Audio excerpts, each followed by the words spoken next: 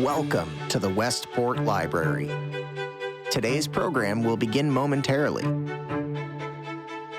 Supported by Verso Studios, created locally and shared with the world.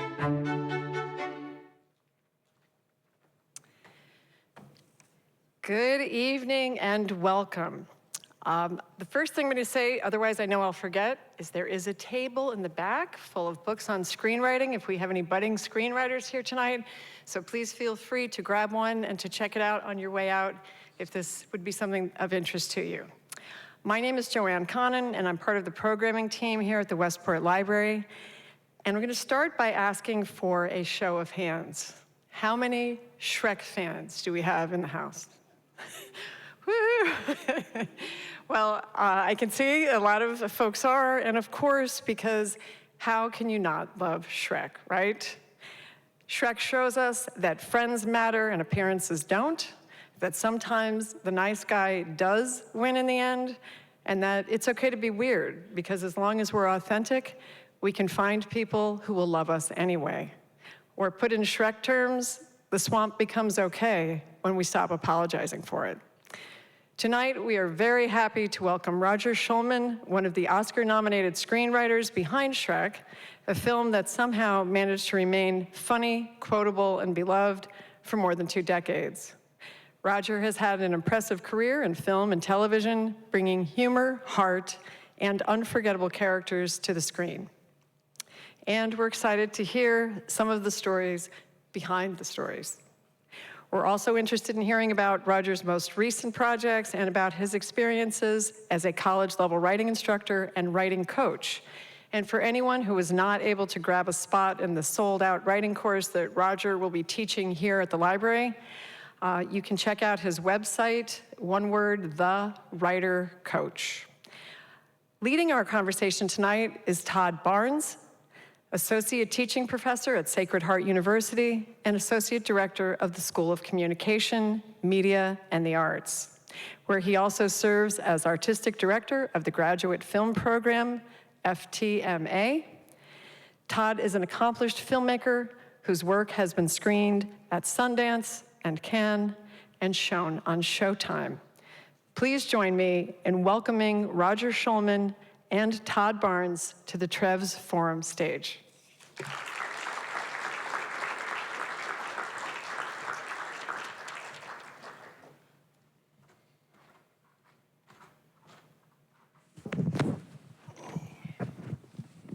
Hi, everybody.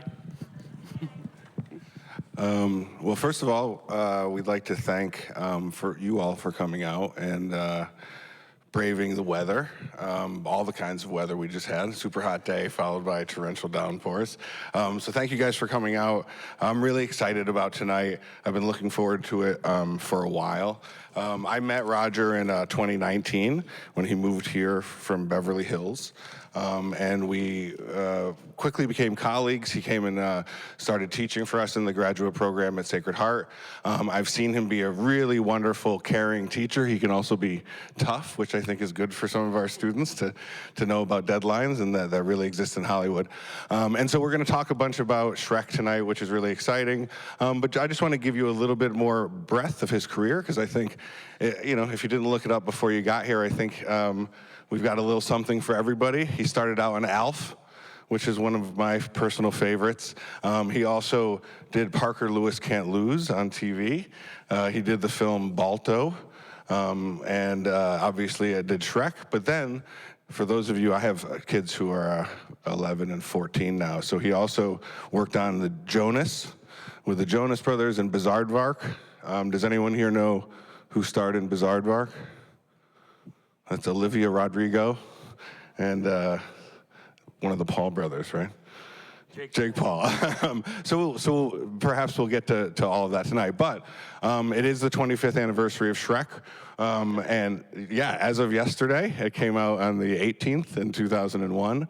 And so we're just really excited to think about that and talk about that tonight. And I know some of the stories that Roger's told me before, but there's ones I just learned while we were talking about this, and I think we might learn some tonight. So without any further ado, let me introduce Roger Schulman again, one of the writers on Shrek, and let's kick off by just telling us how you got involved with the movie and at what point. A lot of people don't know it, but Shrek was originally cast with Chris Farley. Does anyone know Chris Farley? And in fact, the project was so far advanced that he had recorded all of his lines of the original script. And as you may know, Chris Farley died tragically, and this was bad news in general, but also, you might say he recorded everything, so what's the problem? Well, in animation, and in fact in any filmmaking, you need to have access to the actor, because there are going to be lines that need to be looped. There are retakes and rewrites that need to, so it's just not feasible. We had to find somebody new for Shrek. And that turned out to be Mike Myers. And the guy who was managing Mike Myers at that time also managed me. And they said, do you know anybody who can help make it funnier? And he said, I know just the guy. Coincidentally, he's my client. So I went and talked to them about it, and they said, take a look at the script as it stands now, look at the stuff we've made so far, and tell us what you think in terms of humor. And I read the whole thing, and it was a very different script back then. Shrek was, his dream was to become a knight. And there was, it's not that it wasn't funny, it's that it wasn't designed to be funny. It was more of a dramedy. At that time, the kind of films Jeffrey Katzenberg were making were attempts to sort of stretch and uplift the animation feature. So if you remember films, or if you've ever heard of films like Spirit, or The Treasure of I think was called El Dorado, these had long passages of real drama and action in them. And Shrek was more like that. So I came back to them and they said, what do you think? And I said, well, you can't really just add jokes to this. It really needs to be sort of, if you want it more, you know, a more out and out comedy, you need to sort of do it from the inside out. And they said, well, what are you talking about? And I said, you know, structure and all that. So they said, we'll get back to you. And then they got back to me. And the other writer who was hired, with whom I became great friends, and they said, go ahead, do it. And I ended up there for, you know, I don't remember exactly how long, but it was years. And that's basically how it all started. And then Mike Myers, we found out, wanted to do a Scottish accent, and that was a whole deal, because, you know, you've got a film with, you know, big American stars in it, going to sweep the country, they're hoping, and the lead is now going to have a Scottish accent. And there were those who said, you know, not a good idea. But it was talked back and forth and wrestled with, and finally, he seemed so charming in the role, they decided to do it, which I think is probably the best decision they ever made. And I wouldn't have blamed them if they had said no. You know, in terms of show business, it makes perfect sense to try to be as accessible as possible. So that's how I got started on it. Great, yeah. I mean, I think that, you know, the idea that it started with Chris Farley, once you first hear that and you see the animation, you kind of understand that, but you don't know the inside baseball kind of stuff. You know, one of the other characters, obviously, that's indelible in everyone's mind is Donkey. How was that when you showed up, and what did you add to it? Donkey had a much smaller part, and it was Eddie Murphy, and it stayed Eddie Murphy, so there was that. It, you know, it had his tone, it had his particular gift of charm. But there wasn't that much of him, and he wasn't that funny, and he didn't really sort of help propel the plot. He was a sidekick in the sort of basic meaning of that word. And I love Eddie Murphy, and I love donkeys, and I love them more together. It's like peanut butter and jelly. It's more than the sum of its parts. So I think just through happenstance and maybe my passion became sort of Mr. Donkey, for the film, and whenever a lot of scratch recordings get done, you need someone to play a part just for the people who work there so they can watch an animatic or watch a sequence or listen to the script. And I ended up doing a lot of Eddie Murphy's scratch recording, which was really weird because when they, sometimes you'd watch an animatic, it's my voice, saying, "Parfaits are delicious," instead of Eddie Murphy, and I hope he never had to hear any of that. And not suggestions for performance, they were just so everyone could sort of track the story and all that kind of stuff. And it was I really fell in love with the character, and I think he's an important character. I mean, everybody loves Shrek, and I know a lot of people love Donkey too, but I actually treasure Donkey on a whole different level, because he is one of those timeless characters that has a completely open and generous heart at all times. Even when he's angry, he wants to make sure you're okay with that. And I think that's a great thing to see, especially if you can do it without seeming as if you're preachy or goonish, he's cool, he's funny, he's sweet, so and he's cute, he's really, really cute. So, yeah, that was, when I was done, Eddie Murphy sent me this, one of those bottles of champagne that you really can't drink because it's so big. And that was really touching. And he said, "Thank you for the Donkey." It was really nice. Yeah, one of the things you said to me once was that you were trying to write the character that you felt that you might have needed in your life. Can you talk about that? Did I say that? Oh, Jesus. Yeah, it's true. I just didn't know that I actually said that out loud. Donkey, everyone should have Donkey, right? Everyone should have a donkey. I know my wife wants a donkey. If we could, I'd love to have one. But this particular donkey is, he's there for you in a really altruistic and zen kind of a way. It's, he's thinking about what's best for you at all times. And he is without guile. I mean, it's hard to imagine Donkey telling a series of deliberate lies. And if he doesn't know something, he says, "I don't know." I think he's got so many good qualities, and I think I've tried ever since that movie to ask myself what Donkey might do in a particular situation. And I'm not nuts, but maybe a little. One of the things I think people, I've heard from students when you first came to work with us, and they would ask me on the side, and I think it's a common question, actually, just about this and the idea that Eddie Murphy is Donkey. How much is improvised? Is there any that's improvised? And if you wouldn't mind holding your mic closer to your mouth when you talk. Okay. I can't speak for any of the Shreks past number one, but in the first Shrek, the amount of improvisation that Eddie Murphy did was 0.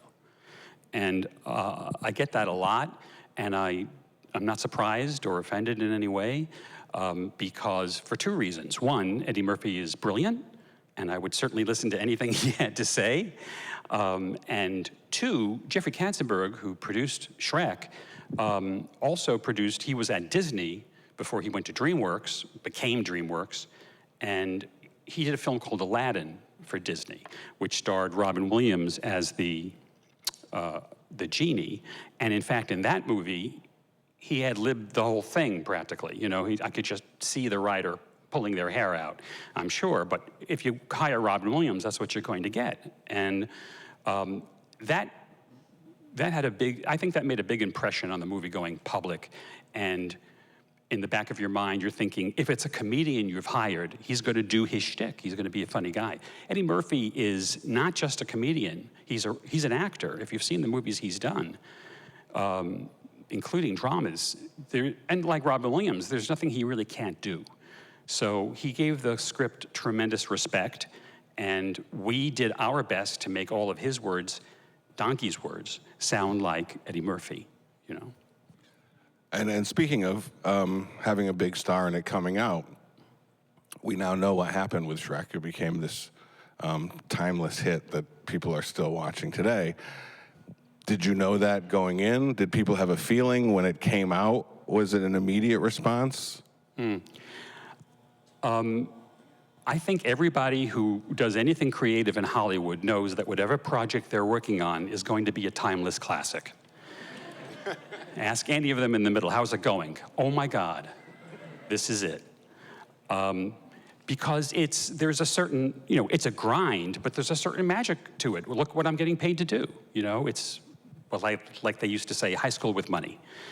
And so I could certainly understand. No, let me start that over. Ask me the question again. So you were making it for a very long time, as you said, years. Yeah, what was the feeling I know what before I was it came out? There was a time at which sort of things turned. There was a pivot, and I don't know if other people felt it, but it had to do with the movie starting to move into the realm of satire.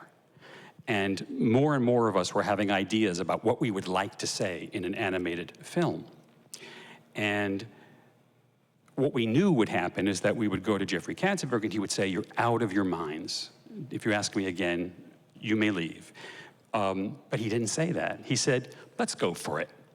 And so, things like making fun of, let's say, major studios' amusement parks, and the tropes that you see in a lot of animated films, there were plenty of people saying either that's over the viewer's head or that is a legal quagmire you are heading towards. But none of those people were in a position to overrule Jeffrey, and he took a very personal interest in the movie, which was pretty amazing considering how much else he had to do at the time. He was running SKG, DreamWorks SKG back then. The K was for Katzenberg. So it's kind of like... What were the S and G for? Spielberg and Geffen.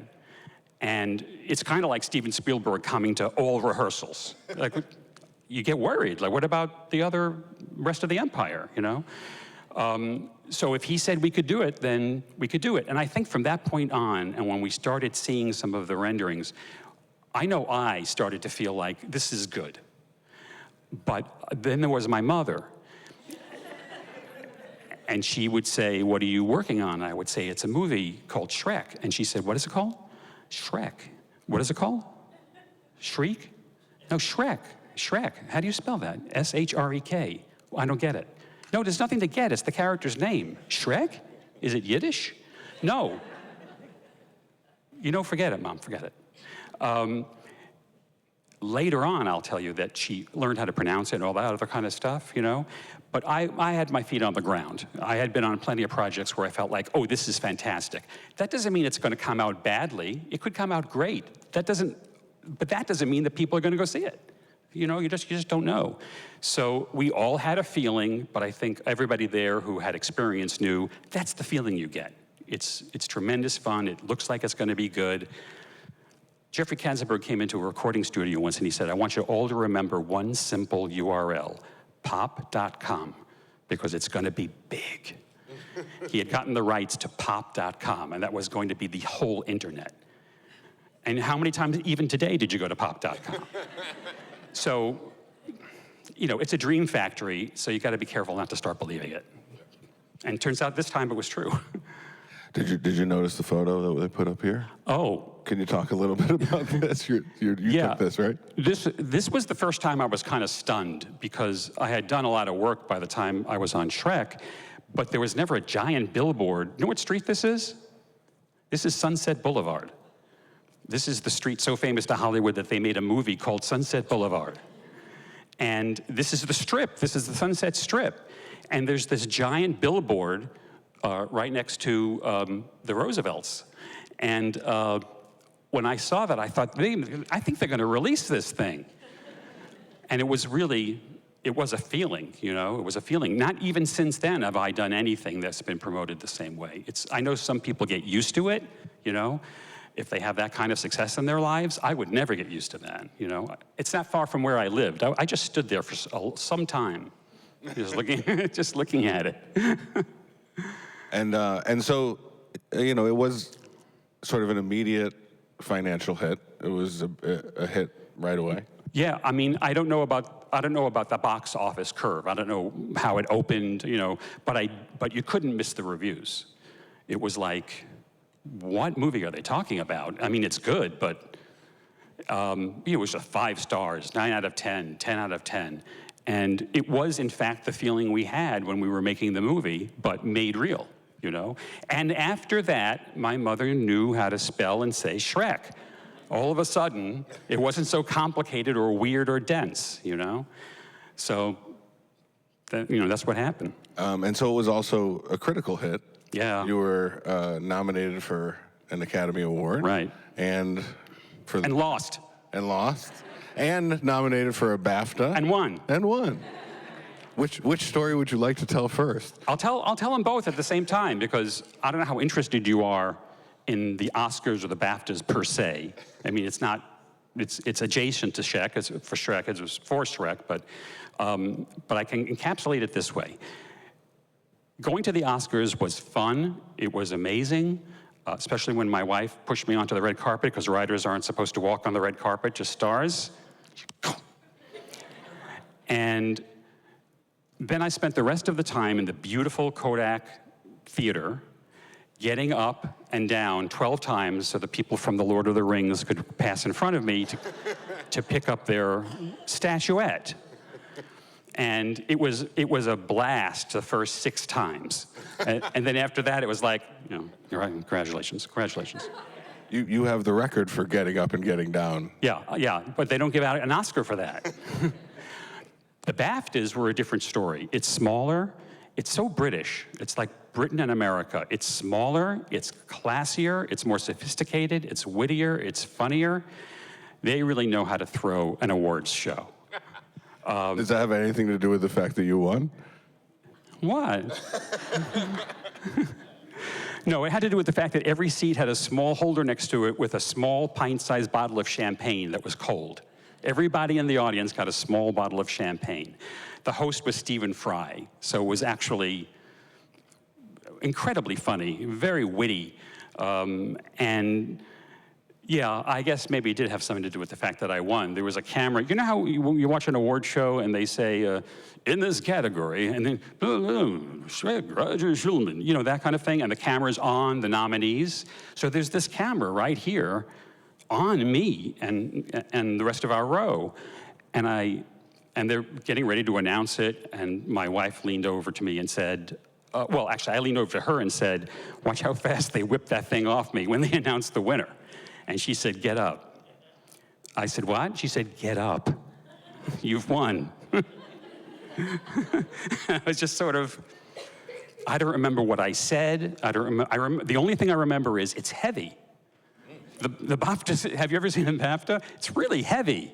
It's this, the mask of comedy and drama. It's one of those, you know. I don't remember what I said, but I remember it didn't get a laugh. So I took my BAFTA and I went home. They flew us out there, by the way, on them. It was really just, I recommend getting a BAFTA. Is this, speaking of... Yeah, there was a rap party. There was a rap party after the movie was wrapped, and it was a costume party. And they gave out, you know, I went as Donkey because I just loved him so much. And this is not that, I found out today when Elizabeth told me. This was taken in Las Vegas right around that time when she found a photo booth that let you take pictures of Shrek and Fiona, which was like another kind of, like, what is going on? It's in a photo booth now.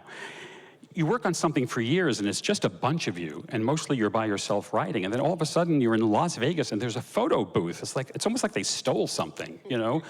And you won't believe it, but that's my wife as in the Fiona hole. I say you won't believe it because she's that beautiful.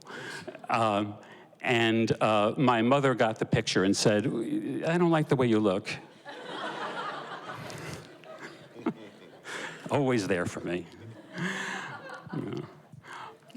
So yeah, I mean, when I first saw this photo and you were explaining to me that it was in Las Vegas and not at the wrap party as you originally thought, I was like, a wrap party is cool, but becoming commercially available in Las Vegas is kind of an enormous thing.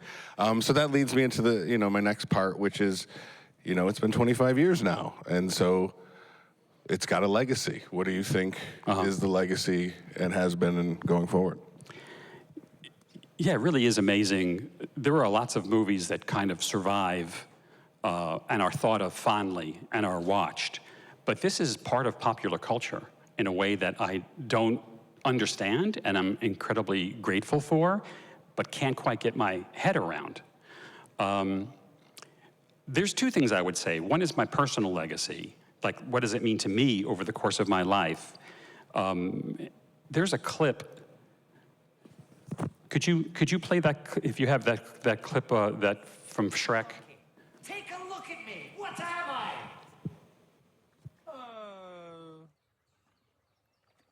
Really tall? No! I'm an ogre. Grab your torch and pitchforks. Doesn't that bother you? Nope. Really? Really, really. Oh, Man, I like you. What's your name? Shrek. Shrek? Well, you know what I like about you, Shrek? You got that kind of, I don't care what nobody thinks of me thing. I like that. I respect that, Shrek. You all right. Woo, look at that. Who'd want to live in a place like that? That would be my home. Oh, and it is lovely, just beautiful. You are quite a decorator. It's amazing what you've done with such a modest budget. I like that boulder. That is a nice boulder.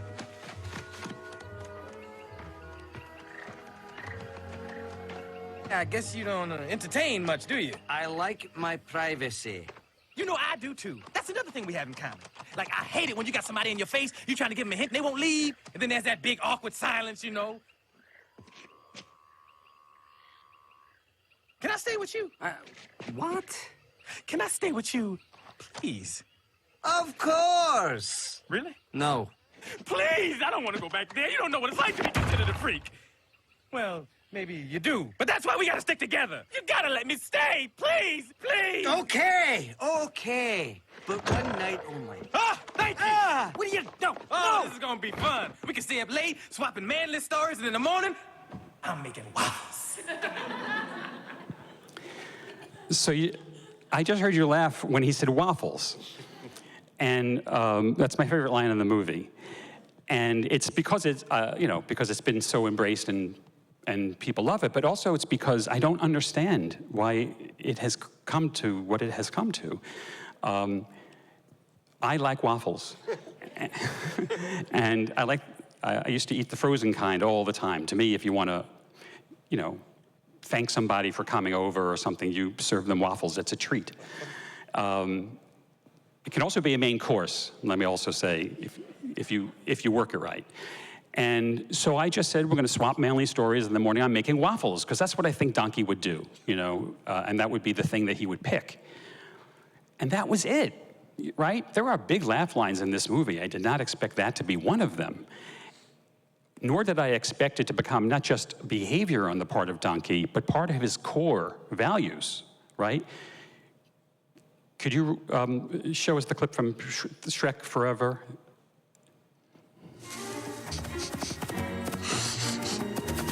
Yeah! Waffles!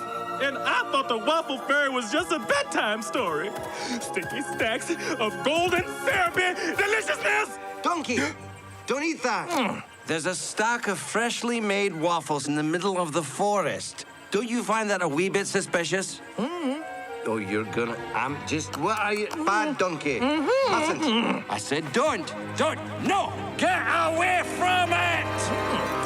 You did. Uh-oh. Oh. Look out! Donkey! Are you okay? I'm fine. So that's Shrek Forever, which I didn't work on. And there's a whole scene about waffles in it. And when I saw that, I thought, this is amazing. And it made me feel really good. And then I think Elizabeth gave me, where is she? Did you give me the little, yeah, my wife gave me something. Can you show everybody what it is?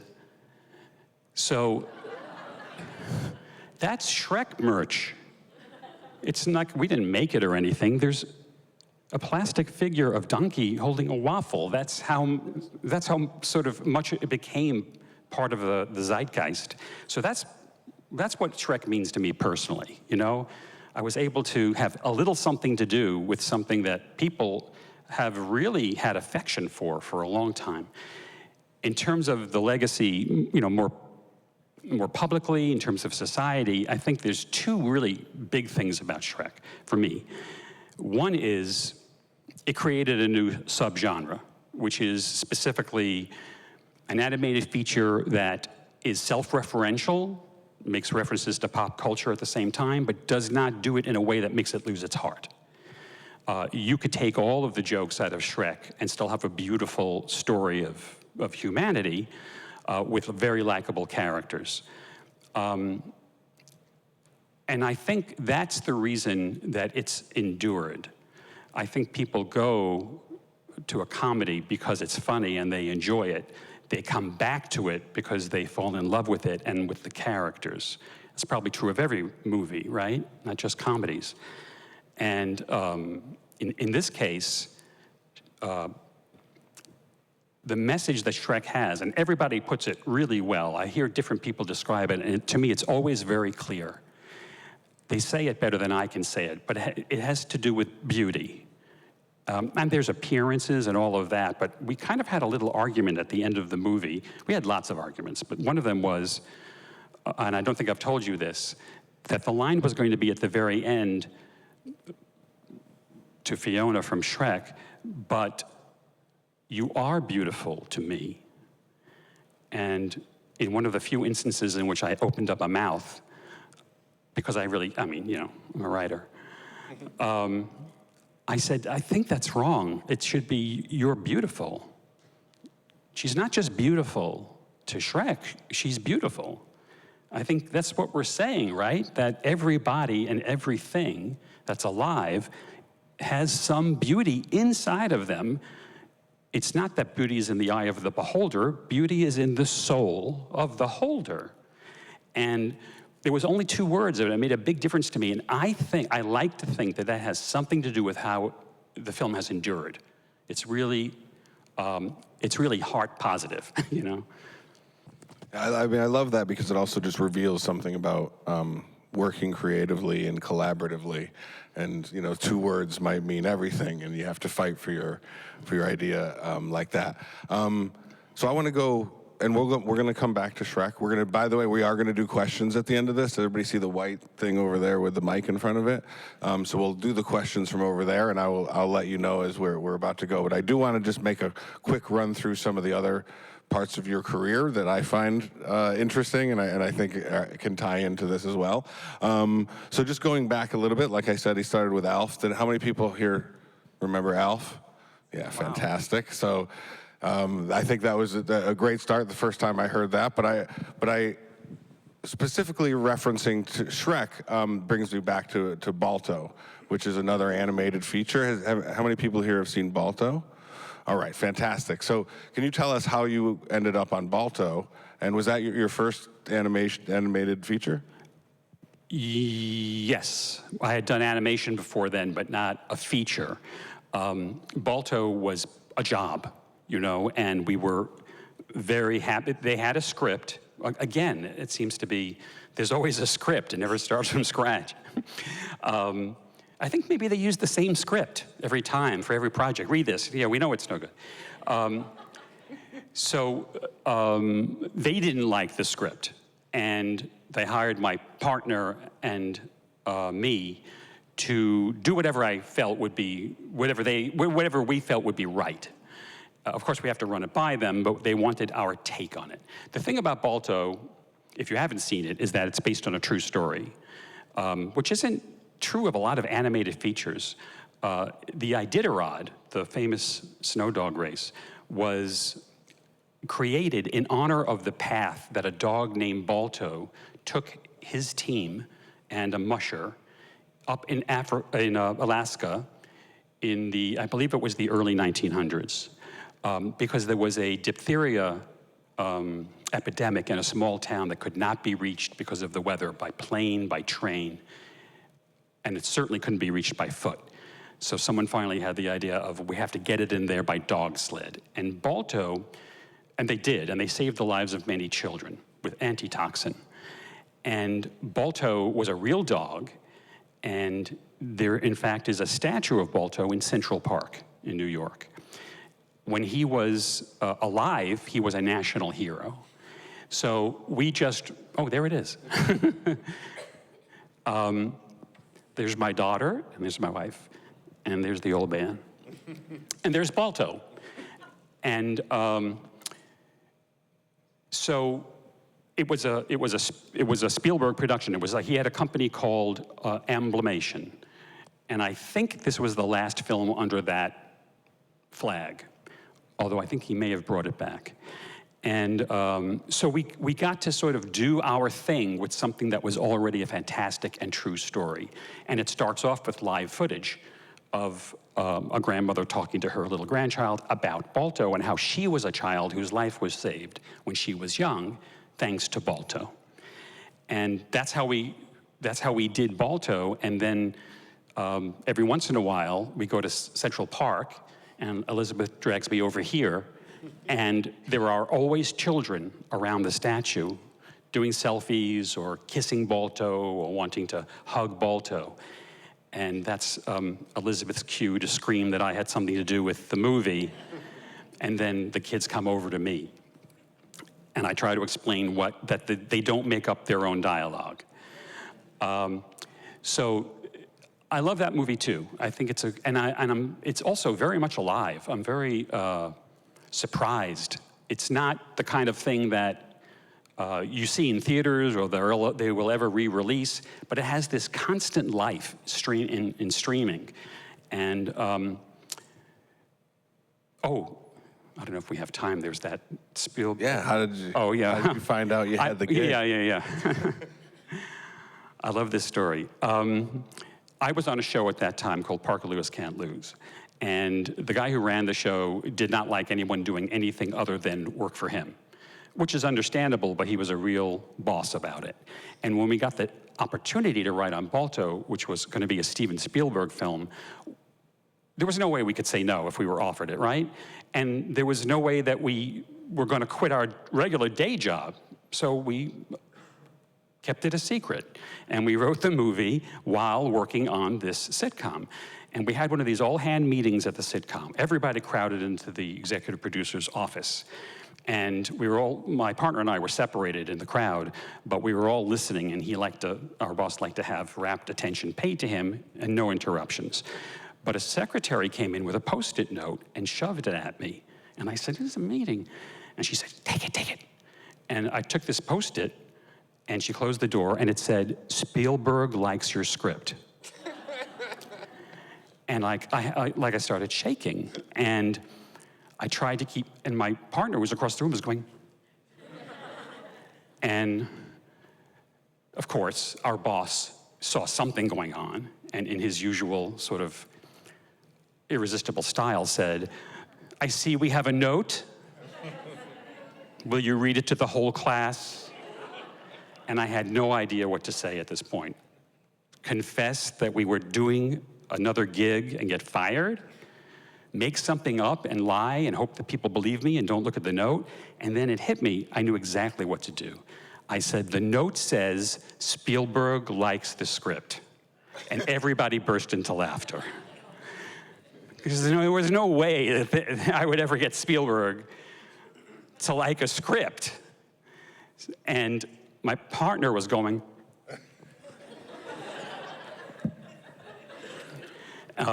and it was, I can't remember a time that was more sort of like exciting, than that one moment. Do you still have the Post-it note?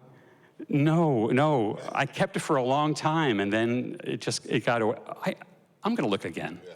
I think it's possible. It's good. So in the spirit of showing off, Elizabeth showing off the Balto thing, we have a Balto poster and Shrek posters in our studio at Sacred Heart. Oh, yeah, yes. You know, he teaches with us, that guy. Yeah. Let him know every time. I'm flattered and a tiny bit embarrassed, because, you know, it's like Casablanca is up there and stuff like that. But it's not, those aren't signed. Most of them, you know, I signed. Not yet. Yeah. All right, so I also just wanted to, you know, to continue with TV a little bit, because I think we've got a couple big marks. You won a BAFTA award. You also won an NAACP Image Award. Yeah, I'm the white guy who Obviously. won an NAACP Image Award for Living Single. Does anyone know Living Single? Few people do. Excellent. Living Single was Friends. Well, Friends was Living Single, just white. And it was a fantastic show that I was very thrilled to be part of. And it's still being shown, and it's still quite popular, and almost exclusively in the Black community. And then when Friends came out and became the juggernaut that it was, the creator of Living Single, Yvette Bowser, who's really brilliant, she's like, but we are doing that show, you know? And it did really well, and the NAACP gives out, I don't know, have anyone ever seen the Image Awards? See what I mean? They're given out by the NAACP for, you know, they're the Oscars of the Black community, and we all got an Image Award for the writing on Living Single, and I'm very, very proud of that. Yeah, I mean, it's one of the things, you know, you hear an apocryphal story that NBC, you know, literally said, make me a white version of Living Single. Yeah, we were talking about that a lot. Again, I don't know how much of that is true or not, but the resemblance is uncanny. Two different cultures, or more accurately, a culture and then whatever Friends is. And my writing partner in the last, you know, 10 years that I spent on the West Coast, my writing partner ran Friends at one point. So it's not like I don't have a lot of respect for that show. It's fantastic. It's just that we did it first. Just your idea first.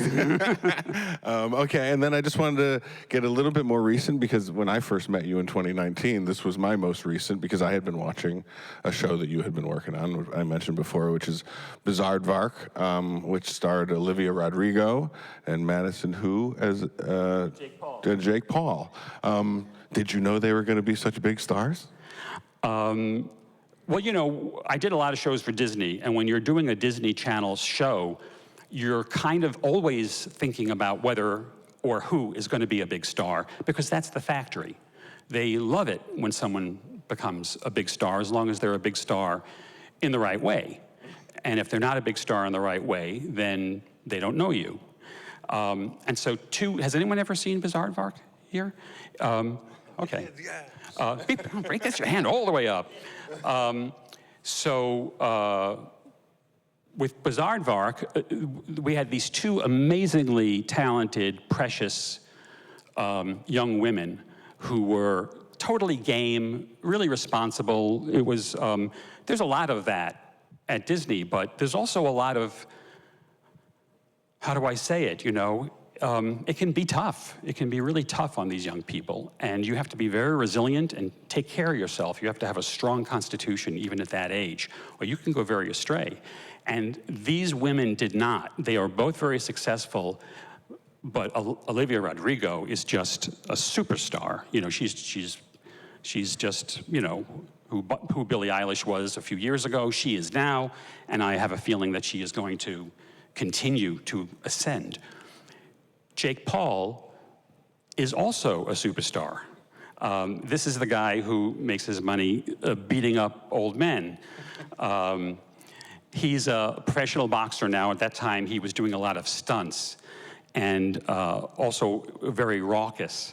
And it was really weird at Disney to have someone, an influencer like that, star on our show. It was their desperate attempt to be hip with the kids.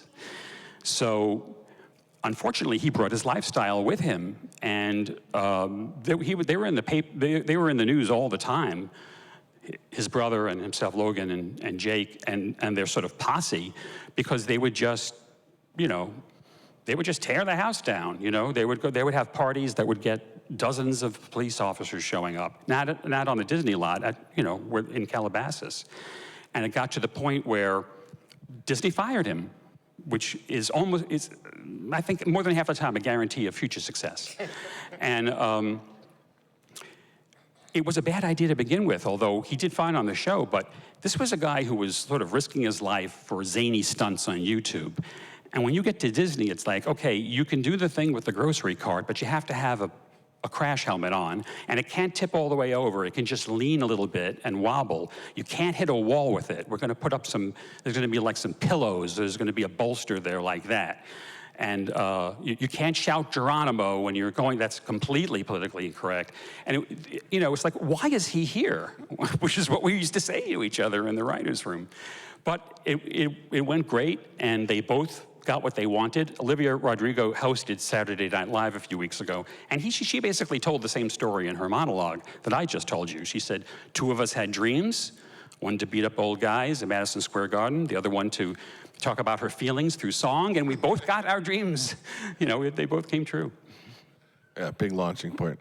All right, so I'm going to ask him one more question. So if you wanted to, and please, let's have some questions.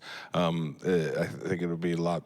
Every time I talk to you, I learn new stuff, so I'd love to hear new stuff from people asking questions. So if some people want to make their way over there right now, that'd be great. But I know you now as a professor. I know you have, as Joanne mentioned, the writer coach, and you work with people individually. And I know you're still writing things professionally. What brought you to the teaching part of it? When I was on the West Coast, I'll be candid. It's like the jobs were changing, the business was changing, and it's very, very tough right now. And it was even then. You can imagine, AI is the latest sort of nail, but lots of things were happening before that. Companies conglomerating, differences in politics, all kinds of things are sort of vying to make it more and more difficult to be what used to be the best kind of content creator and is now, facing difficulties all the time. And I always liked teaching in the sense that if you ask me a question, I won't shut up. If there's something that you want to know and I know something about it, I would love to tell you about it. Because isn't it cool? And so I was able to get a job at USC, which is one of the big schools on the West Coast for film and television. I worked in the Steven Spielberg building, and there is an identical mirror image of that building directly across the court, which is the George Lucas building. And you better believe they are exactly the same size and shape. And I really found myself enjoying it, especially with graduate students. And we moved here we moved to Fairfield, and we moved there not knowing that there were 2 universities in town. And I thought, well, let me see, And I met you. Have you ever heard the expression, bought it in the room? Bought it in the room means you pitch a project to a development executive, and even before you leave that meeting, they say, sold. It happens once every 15 years. It's like a hole-in-one in golf. And I had one with you. We talked for a few minutes, and I said, so I hope maybe I could do something. And you said, yeah, man, come with me. And he stood me up and walked me over to your boss and said, this is Roger, I think he should work here. Okay. And that's what I've been doing, and I really enjoy it. And it's also nice to be a professor because they don't start asking you how old you are or if maybe we could get a Roger Schulman type. As opposed to the real deal. So I like that too. I don't want to make you feel unspecial, but we do that for all the BAFTA winners. We look like we might have a question over there. Hello, thank you for speaking with us. In the media that you consume today, film, TV, even short form content, what draws you to a script, a story, a character, and has what draws you to a script or a story changed from earlier in your career, the time when you were working on Shrek? I don't think it's changed, and it's really hard to say exactly what it is, but if I were to try to put it into words, I would say a thing that knows what it is. And that covers a lot of ground. And what I'm trying to say is there's a sense of confidence and sure-handedness in a well-made piece of material that lets you, as a viewer, relax and let the story unfurl. Nothing to figure out, no logic questions, no story holes, effortlessly seeming, funny or drama, no matter what it was. And it's just an feeling, because whoever is behind it, however many people there are, it feels like one mind, saying one thing from one perspective, from the beginning to the end. So when you move, Shrek, I think, ended up with that quality. I didn't give it that quality. There were 100 of us working on it. But as soon as it starts with Smash Mouth, is that what they're called? Yeah. As soon as it starts with Smash Mouth, this is something a little raucous, it's a little different, it's fun, and that feeling doesn't go away the whole time. Everybody in the movie seems to be having a good time, if you know what I mean. So I could break it down into things like, structure or heart or those kinds of things, but that's the best way I have to sum it up, is that it's of a piece. It has a tone behind everything that feels like it's one person talking to another. Does that make sense? Yeah, almost like a clarity, a congruence throughout the story. Yeah, it's really, considering that this is a collaborative business, I think it's a sign of great success if you watch a movie and it feels like an author made it. Because outside of graduate school, an author almost never makes it. There is someone who wrote it, and even if they're directing it, there was someone who edited it, and even if he edited it himself or herself, there's somebody who lit it. There was somebody who color corrected it. All those things can make huge differences, and I kind of get my feathers ruffled when people say, when they talk about the auteur theory, I understand. If you can make a film and it feels like it was made by one person, and it's good, I think you've got it. Great question. Thank you.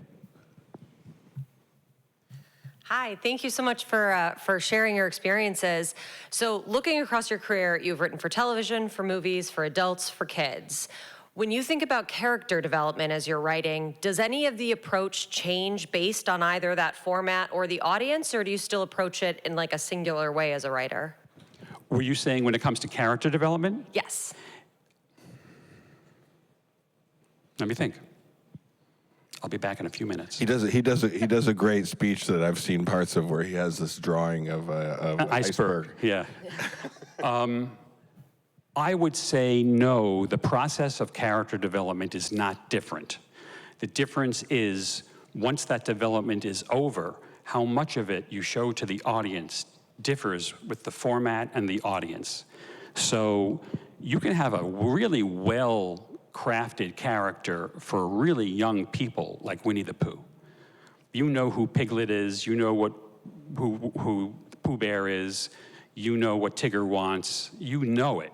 And that didn't come without Milne originally sitting down and really thinking all the way through it. It seems simple, it feels simple, it's not. It's complicated. And then you have characters in movies like, the old Merchant Ivory films, Remains of the Day or something, where almost nothing happens in the movie. But everything is beautifully motivated. You see how gray the values can be inside one human being.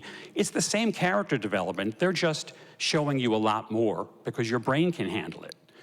But I think at the base of it, it's always a character who is trying to become whole in some way. And it could be a twisted way, it could be a healthy way. There's an infinite number of variations, but it's always about somebody wanting something. Does that answer your question? Definitely, thank you. Sure. Hi, thank you so much for coming out tonight. I was wondering a bit how the writing process with animation, because there's the animatics and all the different storyboard stages and different kind of screening and reworking, how the role of the writer kind of evolves with that process, or the collaborations that come with the story department. There is a, let's call it creative tension between the artist and the writer in animated films. And I think, by and large, it's healthy, even when it becomes unpleasant. Because the writers can be incredibly creative, and the artists, I can tell you, if they make it to that level, to me, they're magicians. And so it becomes a question of like, well, which vision are we going with, you know? It's when you're an artist, you're a storyteller too. So you have ideas about the writing. And when you're a writer for an animated film, you have a very visual mind. You know what cartoons are like. And so you have an idea of how they should be drawn or how the stunt should go. The person who has to really wrangle all of that is the director. Or, because it's such a huge job on an animated film, the directors, because you will often see 2 directors for a film. They have their own creative tension. So basically, in a nutshell, the way it works is a script is written first. Everything always starts on the page. Don't ever forget that. And once that happens and the various drafts are gone through, it's split up, and there's a person called head of story at an animated feature who's in charge of all of the artists and making sure that there's a continuity between what's on the page and what these people are drawing. Because they may take weeks to draw a very short sequence and kind of inadvertently, or sometimes advertently, lose their way. I remember during Shrek, we would watch some sequences, they would present them to you on storyboard paper. And when it was all done, someone would say, "This is fantastic. What movie is this for?" Well, I just thought this would be kind of cool. It is cool. Thank you. Sometimes that would happen. Or sometimes a writer would write something. I mean, screenwriters generally don't just go off on a flyer and try something totally new for an entire sequence. But it's easy for us to sort of lose track also. It's a lot of intensive work, a lot of rewrites, and you can lose your way and realize that the film is taking on a different tone and you're still writing in the old tone, you know? So I've written for live action and I've written for animation. Animation's just harder. It's technically harder. You have to do more work because there actually there's a voice actor, but there's really no talent investing the character with an entire backstory. You just can't do that with your voice alone. There's no warm body. It's on the artists and on the writers. So that makes it tougher. And then the technology makes it difficult.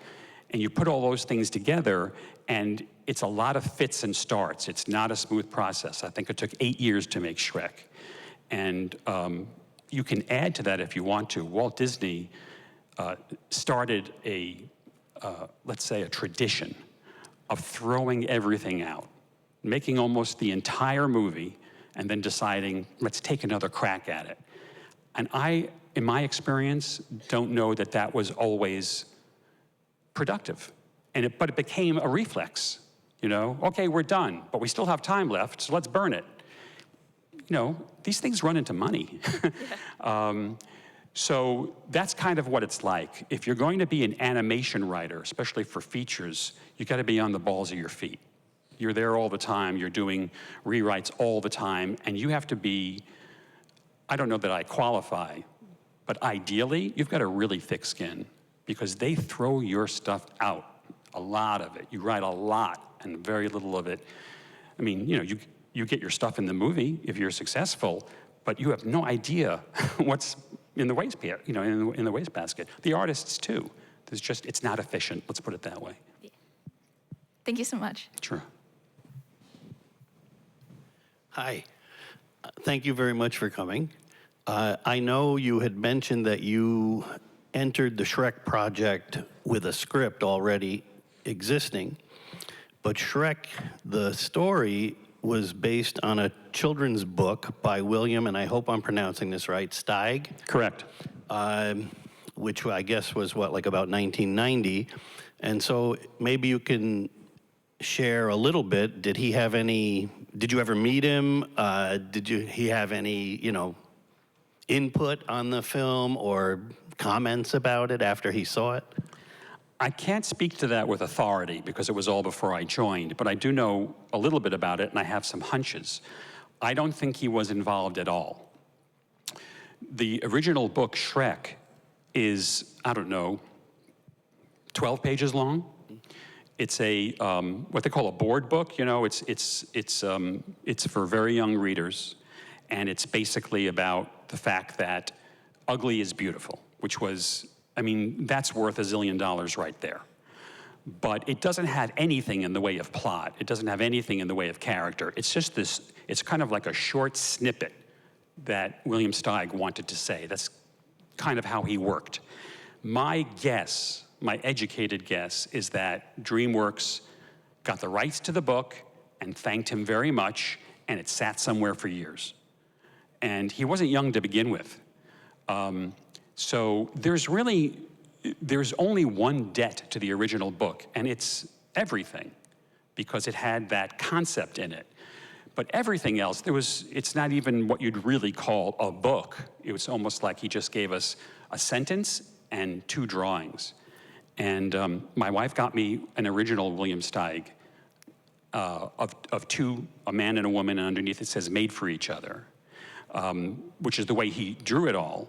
And it's a human couple, but they're ugly as sin. So obviously, this was his thing, you know? So that's all I know. Yeah, I mean, what I know about the book is the ogre, I think, breathes fire and is kind of rougher, I guess. Oh, much rougher. But he does end up with a princess, I think, at the end of the story. Right, yeah, which kind of helps explain why the original story of Shrek went the way it did. It was much more about things like fairy tales, and it wasn't making fun of fairy tales at all. It was a fairy tale. So, yeah, that makes sense. Thank you. You're welcome. Hi, Mr. Schulman. Thank you for your time tonight. My name is Kevin. I'm 33 years old. So given that, you know, it's the 25th anniversary of Shrek, I was definitely, I'd say, your target demographic.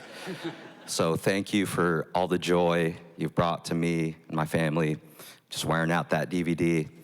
I'm also a musician, and when I think of Shrek, I think of just how closely intertwined music and the movie are. So I was just curious, well, for one, what's your favorite band? And for 2, what kind of part or role, if any, does music play in, you know, in your craft of creating characters, screenwriting? Yeah, that's a big question. So I'll just be as rapid fire as I can be, and thank you. My whole family is musical. My father was a professional singer in the Catskill Mountains in the heyday of the Borscht Belt, brilliant tenor and a great entertainer. And when I saw him on stage, I saw him at his happiest. And as a kid, that just said something to me that all of his speeches about getting a secure job and belonging to a union didn't actually accomplish. I knew when he was happy. I wanted to do something that would make me happy. And music has always been a big part of it. I've been in choirs. I love to sing. My eldest brother is a fantastic composer and lyricist. And I like to think of writing as music. I think it's just as important to capture the right rhythm in a speech as it is to get the right words and meaning. It needs to have a certain lyricism to it. Sometimes I even look at a script page and turn it over, upside down, and see if the white space looks right. Because if it's too dark, there better be a good reason for it. If there's almost nothing on the page, what happened? You want to get away from the meaning sometimes and get into the music of it. As far as Shrek is concerned, that song, Rockstar, was a placeholder. It was a placeholder for years. The director picked it because it had the right energy to it. And we got to the point where we said, okay, we really have to pick a song now. And there was sort of like an all-hands meeting. Like, does anyone have any suggestions? And everyone kind of looked at each other and said, like, what's wrong with this song? And someone said to Katzenberg, well, do you think we can get it? And he went, yeah, well, yeah, if this is the song you want, we'll get it, you know? And they did. You know, music plays a huge role in Shrek. Think about Donkey, you know? On the road again. You, I was thinking about, you got to try a little tenderness. That's Donkey, you know, brash, but with a huge heart. I didn't pick that song. I'm just saying that it was really important, you know. I love writing lyrics. I've done that a few times. My former writing partner was a brilliant composer as well. I think if you are musically inclined and you like to write, this is a symbiosis that is very valuable. And I think the greatest example in the world right now are the guys who make South Park. These are guys who know how to do the most brilliant, edgiest satire, the most offensive, hilarious material, and can also manage to put it on Broadway with a complete score. You know they're advanced musicians. You can see them play. And you can tell how it's affected their written product, you know? So I don't know if that's, I mean, I'm not really coming to a point. I'm just... Oh, that was wonderful, yeah. Oh, okay. Thank you. What's your favorite band? Oh, yeah, my favorite band. I'm very old. So, I mean, I like a lot of music. I like Steely Dan. I like Bruce Springsteen. You know, that's... You just played at MSG. Yeah. I didn't go, but... Yeah. And then there's a lot of genres I prefer, as opposed to individual artists. You know, I like certain kinds of folk music. I like certain kinds of rap. I like certain classical music, and I like bossa nova. I just love that whole have a cocktail and tap your foot and watch the dancers. You know, that kind of laid back kind of a thing. I love it. Right on. Thank you.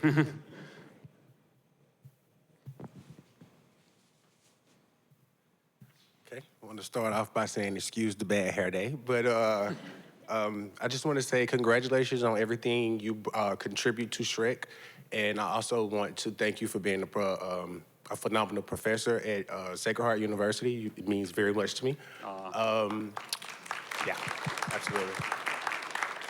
You tough, but it means a lot, because I get where it comes from. But I do want to say, you did mention in your speech that you had a boss that said that when it was time to revise the script, that I'd have just the man for it, and they brought you in. I just want to know, as a writer or a director, it's one thing to get your foot in the door, but what does it mean to own that reputation for them to even bring you in the room? Like, could you just give me a little insight on how to, you know, like, own that reputation, if that makes sense? So what you're asking is, what do you have to achieve in terms of reputation to be brought in to rewrite?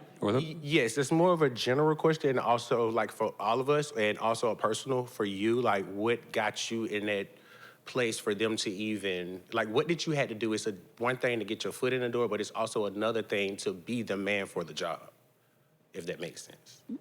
Well, yeah, I think so. I mean, I'll say very, very briefly that I was a journalist for many years, and I did a profile of Steve Martin for a magazine, and it was a straight, serious profile. And when it was over, I spent a few days with him. This is a long time ago. And when it was over, and some time went by, I called him up and asked him if he liked the article. He said he did. I said, you know, I also write some comedy. He said, I know. I said, how do you know? And he said, I don't let anyone interview me unless I've checked them out. I said, well, could I show you some of my stuff? And he had some of his people. He was doing a new TV show at the time. He had some of his people coming to New York, and he said, I'll ask them to talk to you. And just, I mean, that is as close to a big break as anyone has ever had. And my partner and I went in, talked to these producers, had some ideas for their show, and they bought the first one. So that's how I got my foot in the door. And then after that, you know, it's funny, you have to establish a reputation that has two parts to it. Right. The work has to be good, and you have to be a good worker. You know, there are plenty of people who are good at what they do, but they're not good at being human beings. And Hollywood kind of encourages that behavior. It infantilizes people. If you make money for a company, they want to know what color M&Ms you don't want in the bowl. just anything to keep you happy, not writers. I'm talking about now, you know, in front of the camera. So that kind of spreads, you know, and it's easy to find people who are talented and difficult. If you can be one of those people who are talented, professional, and good to work with, that's as valuable as the talent in the first place. One of the very first TV jobs I got, a very famous show creator and runner named Ed Weinberger, did a lot of very big shows. He asked my partner and I to read a few scripts because he was interested in finding out whether he should hire this person. And so we did. We were on staff of one of his shows. And we gave the scripts back and we said, this is the best script. He said, okay, I have to figure out who I want to hire. I said, well, this is the best script. He said, yes. I said, well, don't you hire the person who's the best writer? He said, no. You hire the person who's the best writer that you can spend 8 hours in a room with over cold Chinese food. And I thought to myself, what an idiot, because I was young and stupid and didn't realize that that's exactly right. You can't do good work if you're with people who are making your life difficult all the time, even if what they do is great. So that's all I got.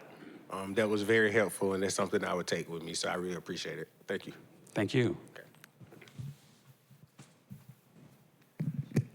Hi, my name is Raya, and I'm in 5th grade. I was in Shrek the Musical Junior, and I was wondering, do you have anything to do with like the musical on Broadway and stuff?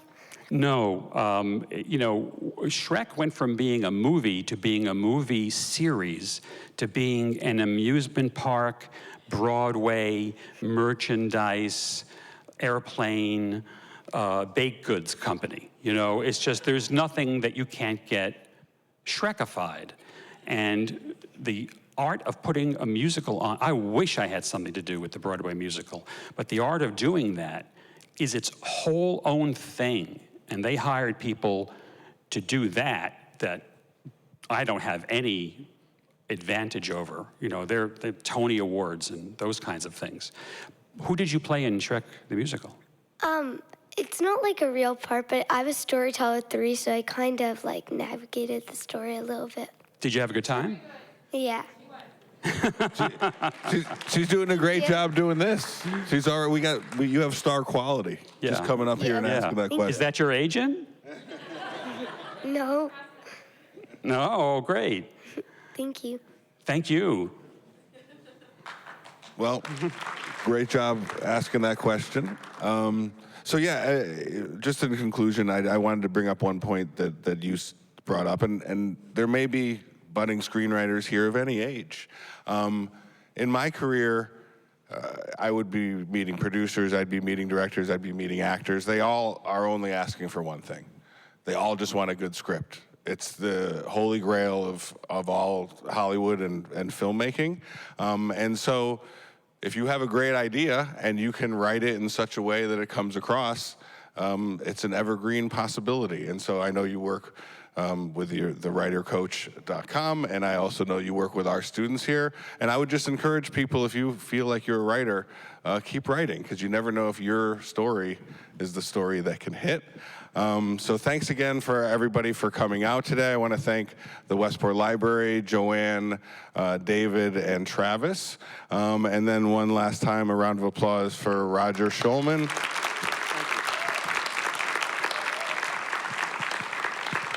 Can we thank Todd Barnes for his fantastic moderation?